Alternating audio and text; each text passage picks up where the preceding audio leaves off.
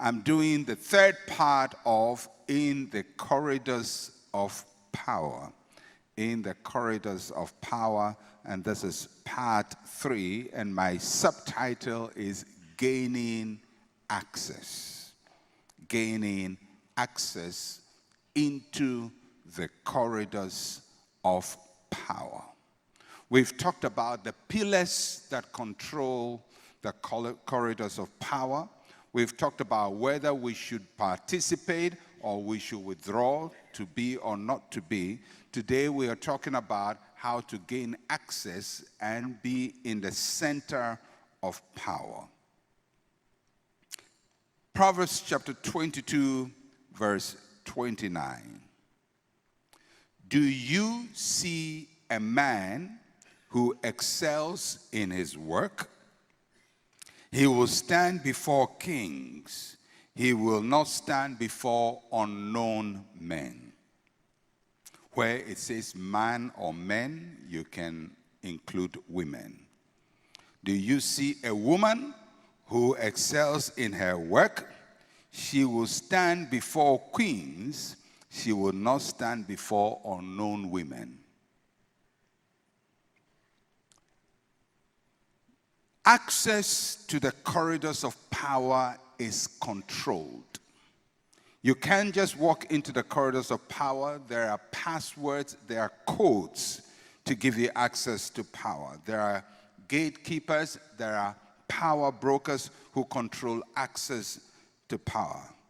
You have to connect with the right people to get into the right places in life. And excellence in your work will open doors to the power centers of life. Your character and the quality of work brings you to the attention of kings.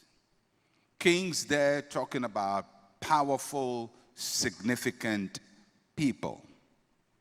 Kings do not have the same power. There are lower kings and there are higher kings.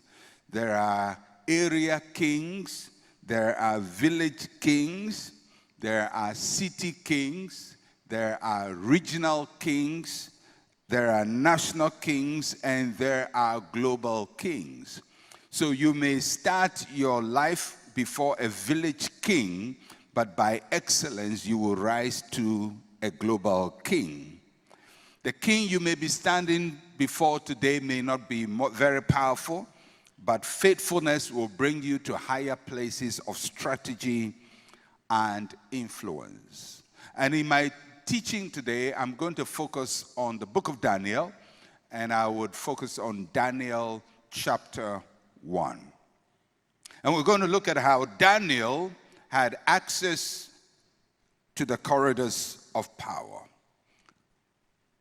So we start from Daniel chapter 1. Everything I'll be saying from now onwards will be from Daniel chapter 1. Daniel chapter 1, verses 1 to 4.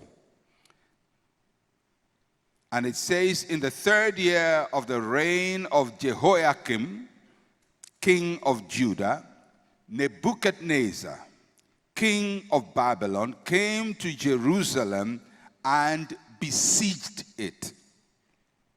And the Lord gave Jehoiakim, king of Judah, into his hand with some of the articles of the house of God, which he carried into the land of Shinar, to the house of his God. And he brought the articles into the treasure house of his God.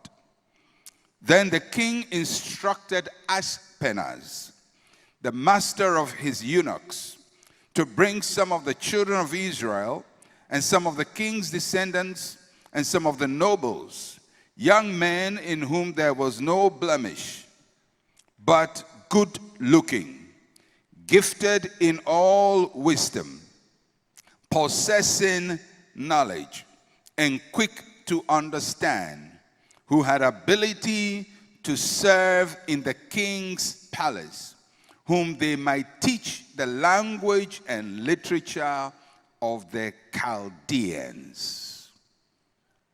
Daniel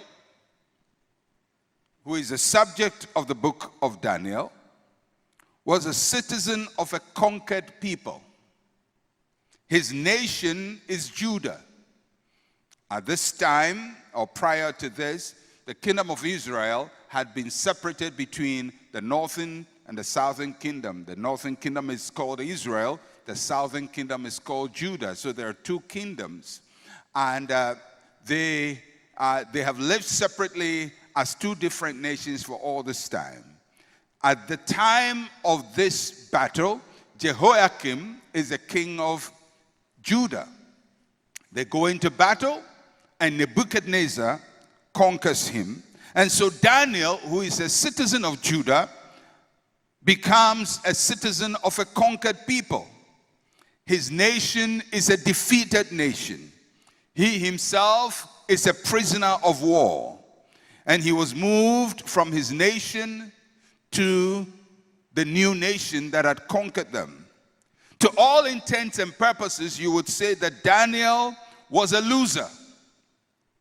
Yet in Babylon, Daniel rose to heights of power and significance that he could never have had in Judah. The reason being that Judah was a very small country and Babylon was a superpower. And Daniel in Babylon became very, very significant and powerful. In Babylon, Daniel's life was profoundly influenced by two very important people. The first one is King Nebuchadnezzar. A very long name, but you have to learn to pronounce it because he's powerful. King Nebuchadnezzar, he is the monarch. He is the superpower of his day. He's strong, he's powerful, and he's expansionist. At the height of his power, Nebuchadnezzar controlled a lot of territory in present-day Iraq, in Iran, and right down to Syria and to where we have Israel at this moment. Conquered a lot of territory. He was powerful. And Nebuchadnezzar's strategy was to expand his territory. So he was on an expansion or a growth path. He conquered other nations. He ruled over other nations. He had a very strong military. He had a very sophisticated system that the other nations couldn't stand. And when he came against you, you were gone. As a matter of fact, Judah had survived for so long from being conquered because God gave them time and God was protecting them, but they continued disobeying God and walking in sin and idol worshiping. After some time, God says, enough is enough. Now you fight your own battles. And they lost to Nebuchadnezzar. But Nebuchadnezzar is expanding territories. And as he expanded in territory, he had to find a way to employ people to build his territories. So he's expanding and he's employing. Now, in Nebuchadnezzar's world, if you got into the kingdom as Daniel got into as a defeated people, you are either going to be a slave, which is where most of the people ended up as slaves, or you're going to rise up into prominence.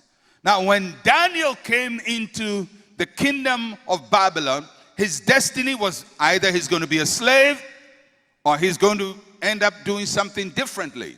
Most of his people were going to be slaves, but he was going to have a different outcome in his life. Daniel in Babylon was exposed to a big country, a great nation, sophisticated systems, powerful people, and at the head of it is Nebuchadnezzar.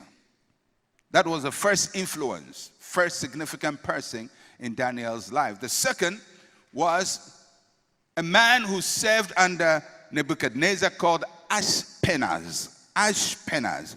Ashpenaz was a mentor and a mover.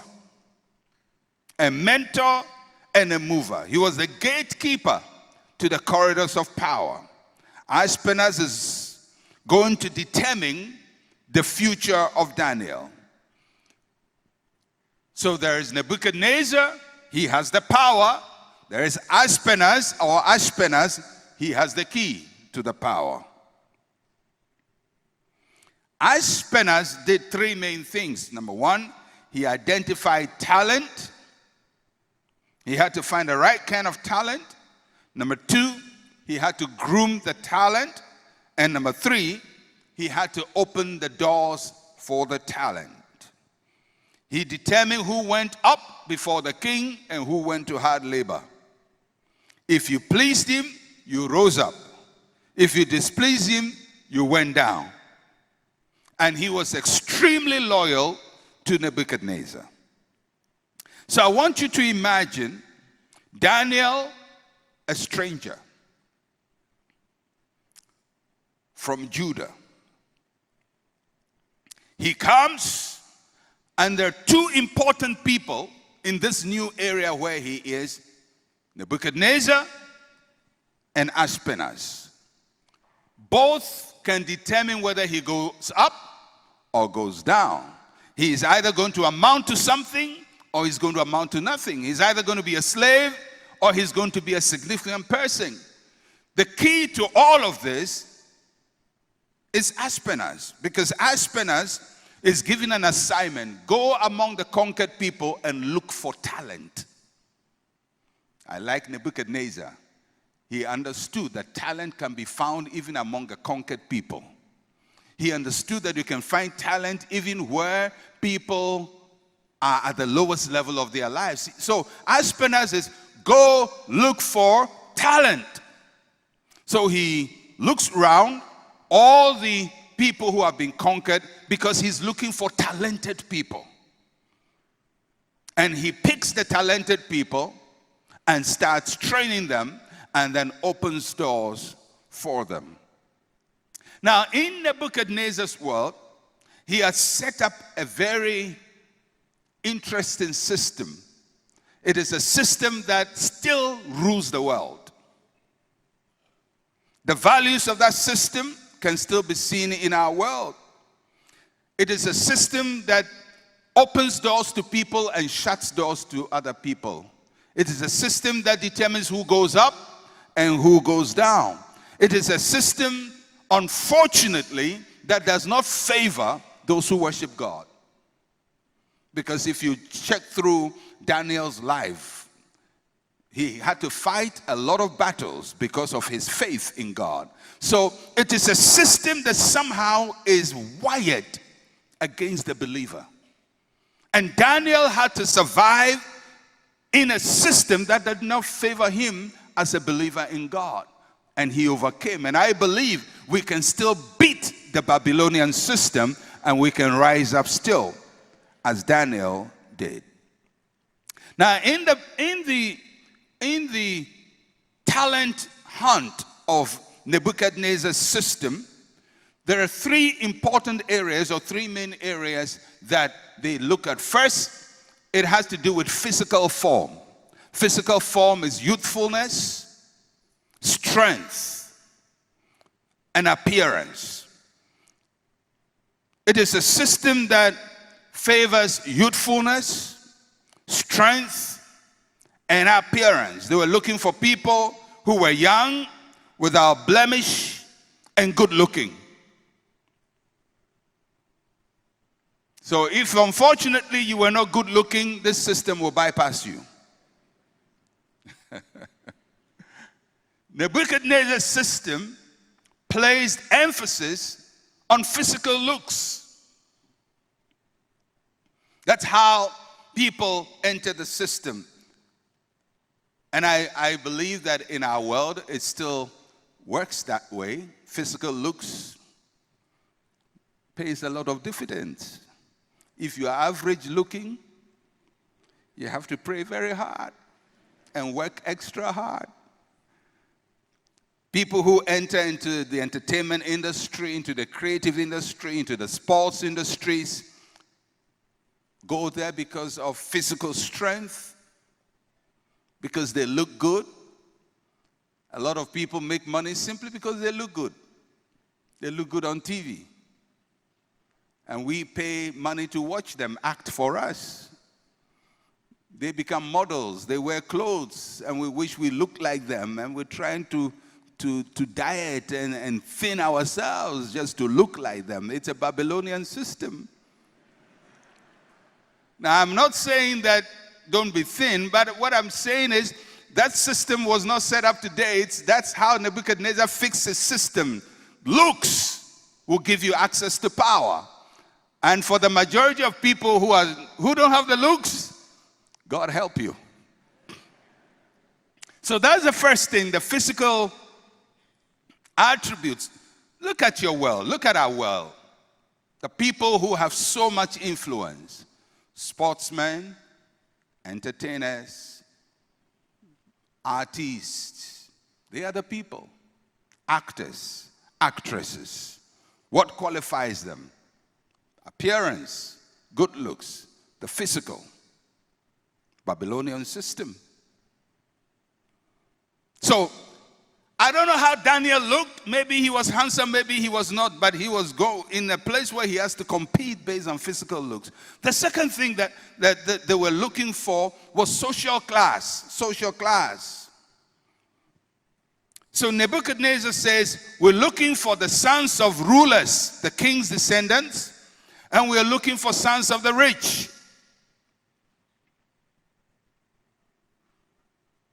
So, if you didn't have social class, and you were not good looking, and you were captured into Babylonian system, you're going to be a slave. I mean, your future has already been determined by the way you looked and who born you. So, and to a large extent, our world is like that. If you were born in the wrong place, by the wrong people, in the wrong family, life becomes very, very unfair to you. You don't look good, average looking, life becomes very tough. Now, Daniel is in the system. I don't know how he qualified. Then the third thing they were looking for, this is where maybe most people can help themselves. Mental attitude. Mental aptitude. He said he was looking for talented people, people gifted in all wisdom, people who possess knowledge or people who were informed, people who were clever, quick to understand, people who were cultured or had the ability to stand in king's palaces. I don't know how they judge all of those things. Maybe they gave them questions. Ask them questions, quick questions, maybe like dictation when we're in primary school and mental, where the teacher will ask you all quick fire questions and you have to answer very quickly, and if you didn't, slave. So you can see the system is not a friendly system. Not everybody will qualify. Not everybody will go through the system. And this is the world that Daniel was thrust into. He has to qualify on physical appearance, he had to qualify on social standing, and he had to qualify on mental aptitude. So Aspenas is looking through the conquered people of Judah, and he's looking for people he can pick, and this is the criteria. That's why I said that access to the corridors of power is controlled. And if you don't consciously work yourself into that system, the system will bypass you. And there are many people in this world who are being bypassed. Many, many people. Not because they are not created in God's image, not even because they are not good in something or the other, but they are being disqualified on these three levels. They don't look good, they don't come from great families, and they are not Very clever. But we know that God is no respecter of persons. But the Babylonian system is a respecter of persons. God looks to the heart, man looks to the outward. Now, for many of us, God looks into our heart, he says, you are okay. Man looks at us outward and he says, you are not okay. Approved by God, disqualified by men. The challenge for every believer is not just be approved by God and discarded by men, but approved by God and also approved by men. You have to have the two, because if you don't have the two, you can be spiritual, anointed, loved by God, but in this world, you may not reach your potential. And there are people who have the looks and are approved by men, but God rejects. It's not an either or, it's a both and. You must have the two. You must have the two. You must build yourself to enter the corridors of power.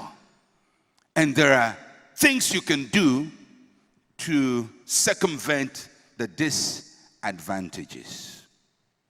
Now, connection to Nebuchadnezzar's system required training. It required training. And there are two components of the training that they were going to have.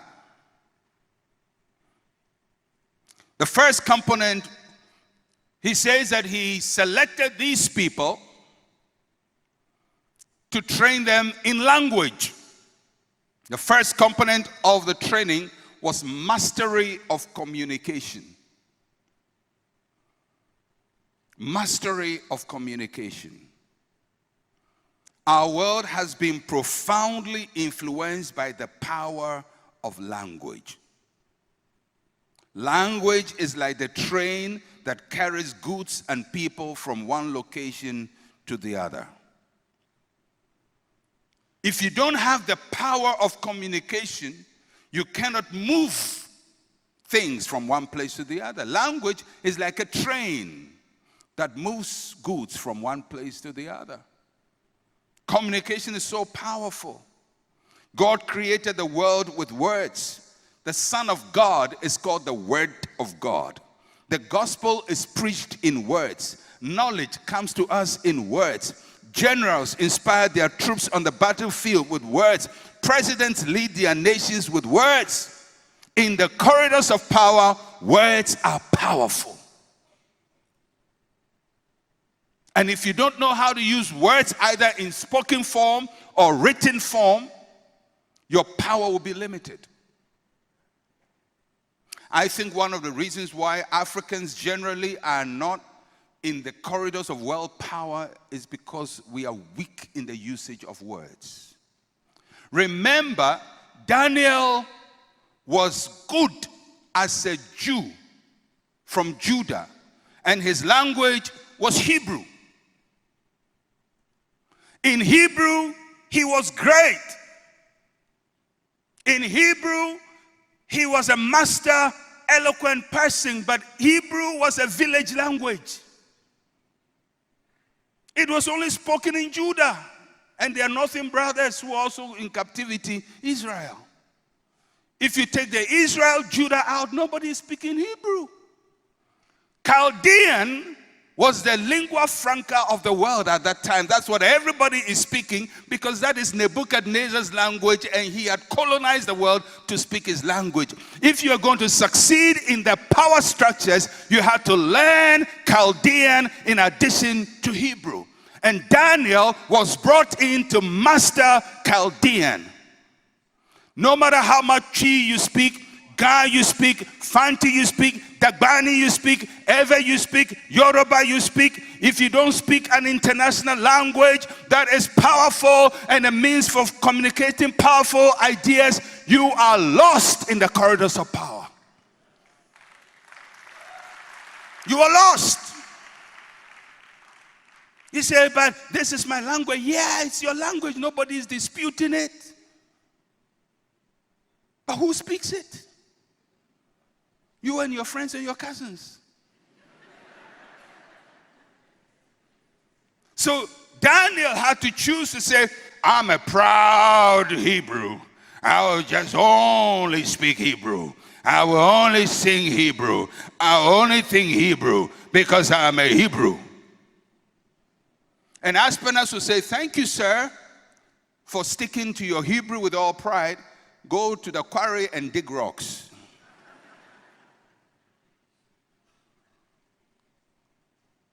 I don't want to denigrate African languages or Ghanaian languages. I love my Fanti. I thank God I'm a Fanti. I like it when I hear people speak proper Fanti. I like it. But I can't go to the United Nations and address in Fanti. I can't go to a boardroom and negotiate a loan in Fanti. Even the structure of the loan, my language is not competent to address the structure of the loan. It doesn't have enough nuance and diversity to understand and to address the issues on the world stage. That doesn't mean it's not a good language. It is good for interfamily communication. But on the world stage. So listen to me. Let me just nail it home, because when I'm speaking, I have to know that my audience. And there are some of you who want to get into the power systems of the world. But until you master language, and by language, I don't mean your local language. I mean you have to master English. Not even French. I mean, if you add it, fine. But master English. You must be a master, a mistress, a lord, a lady in that language. Otherwise, the corridors of power will be shut to you. It doesn't mean you are not intelligent. It's just that you don't have the code, the password. Because the system has been coded against you. It's been coded against all of us. But thank God for the colonialists. They gave us the code. So now we also can take the code and conquer their system.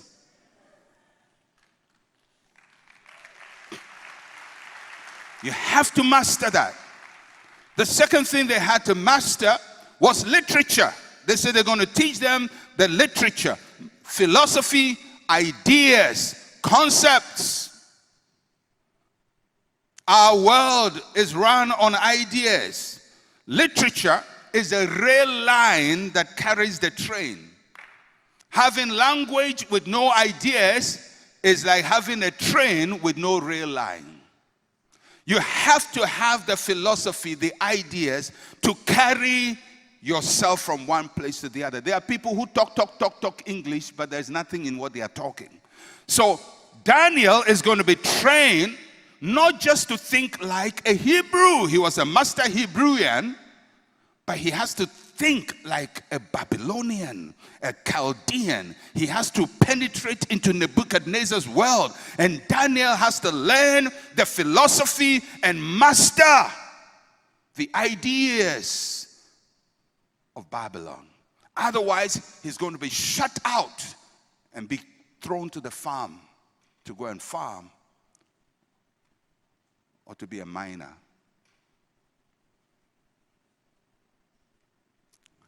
And by no means am I saying that farming is not good. But most farmers are not farmers by choice in Ghana. Most African farmers, they are not farmers by choice. They are farmers by force. Because there's nothing to do. I don't believe in the youth going into farming.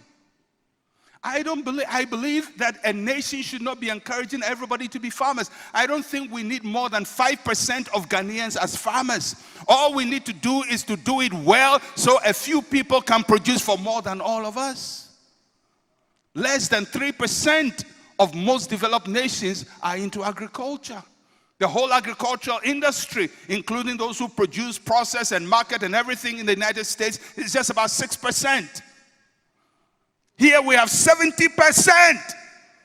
Not processing, but producing. And we can't feed ourselves. It's not the number of people in farming. It's the quality of the farming. And we shouldn't be pushing young, bright people and say, go to the land, go to the land, go to the land. That's not the way. Daniel had to decide, am I just going to be on the farms of Babylon working for Nebuchadnezzar, or I'm going to step in the corridors of power? And the key and the code that is given to him, master the language, master the philosophy. Now there are some of you nice people. Your father didn't help you. Didn't give you good education. Or you didn't help yourself. You ran away from school. I don't know which is which. But the good thing is, Daniel's training was for 3 years. So Nebuchadnezzar knew in 3 years, Daniel, a total foreigner, can master the language of Babylon and master all the philosophy of Babylon. In other words, in 3 years, you can also master all the keys required for you to be in the corridors of power. Maybe your father didn't give it to you, or maybe you didn't have it, but if you focus well, you can change it. I don't want to have people with talent reduced to farmers and miners and workers with their body. I want people to work with their brain, with their ideas. So they said to Daniel, we're going to teach you the language, we're going to teach you the literature. Somebody say, I'm going to learn the language, I'm going to learn the literature. Literature is every information, philosophy, idea regarding what you're doing. If you're a great farmer but you don't have understanding of farming, you just dig with the same hoe for the rest of your life. Use the same cutlass for the rest of your life. It's an insult to go to the farms, modern farms in Ghana, and see people still using hoes and cutlass. It's an insult to humanity, because machines are doing those things. Machines are doing them and doing them far better. I don't want to see a human being on the ground, hitting the ground, hitting the ground, hitting the ground. I want a machine to hit the ground for him to now plan what to sow and how to market what to sow. That a machine will not do for him. That is where he must use his brain, not hitting the ground, hitting the ground, hitting the ground. And we call them our hardworking farmers. No, we have cheapened human beings and we have reduced them and taken them out from the corridors of power. It's time to bring people back to the corridors of power. Teach them the language, teach them the literature. And those of you young men, don't ever underestimate that. Because if you have the language and the literature, you will go far. The difference between Muhammad Ali and other boxers is not how he used his fists, it's how he used his words. Everybody quotes Muhammad Ali. Nobody quotes George Foreman. Nobody quotes Sonny Liston. Nobody quotes great boxers because they have no quotable quotes. That's true. You don't sell just your physical ability. You sell your ideas. If you look at the world, the greatest, whether it's scientists, Albert Einstein, who is praised as a scientist, not just because he was a great scientist. There were better people with great research abilities than him. It's because he had the power of words. He could communicate. He could sell ideas. And he made the world buy his ideas. It's not just how good you are, but whether you can communicate it. And in the corridors of power, words matter. The world may enjoy your talent, but never give you power if you don't know how to clearly communicate powerful ideas. Now, although Daniel understood the Babylonian system, he never bowed to it. And that's the good thing about Daniel. I don't have too much time. I have to be ending somewhere here. But Daniel never bowed to the system. He understood it. He knew how to use it. He knew how to manipulate it. But he never made it his personal philosophy. So when Nebuchadnezzar erected an image for him to bow to, he never bowed to it. When they said nobody should pray, he still prayed.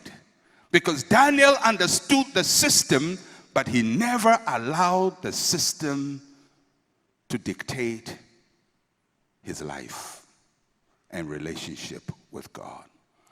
And that's one of the important things for those of you who want to be in the corridors of power.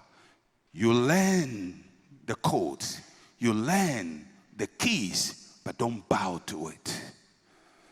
Because if you bow to it, you lose everything in you. The Babylonian system wants to control you. But we have to learn to get into that system and control it. Let me just, how many minutes do I have? Oh, God, help me. No, I can't just preach on, because if I preach on, we won't leave here. I don't think I can go any further because it will get complicated. But I was going to talk about the two agendas, and I'll talk about that later. Nebuchadnezzar had an agenda. Daniel had an agenda. Don't let only Nebuchadnezzar have an agenda for you. You must also have an agenda for him. You have to know, I want to go to the corridors of power. What do I want to do there? What do I want to do? If God gives me the power, what am I going to do with it? If God opens the door, what am I going to do with it? If God gives me access, what am I going to do with it? And Daniel, if you study the rest of his book, which we'll do a bit, ended up controlling the entire system.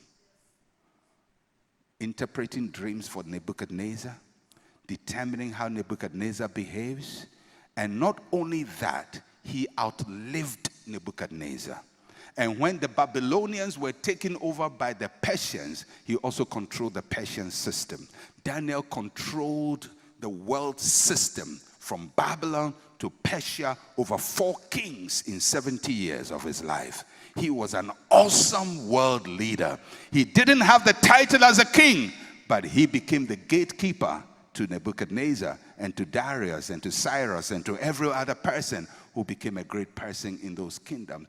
That is where God wants to take the modern day believer. We may have come from Judah. We may just be from a small town. Our language may not be recognized, but we have to learn to play on the world stage, and we have to learn to control the world system and bring the world systems to our God. And I trust that God will raise Daniels and Danielas. Daniels and Danielas amongst us, men and women who control the systems of our world, men and women of language, of literature, of excellence, men and women who are able to go into the world system, not as slaves, but have access to the corridors of power and control governments and nations for years to come. And I pray that you will be one of those. God bless you.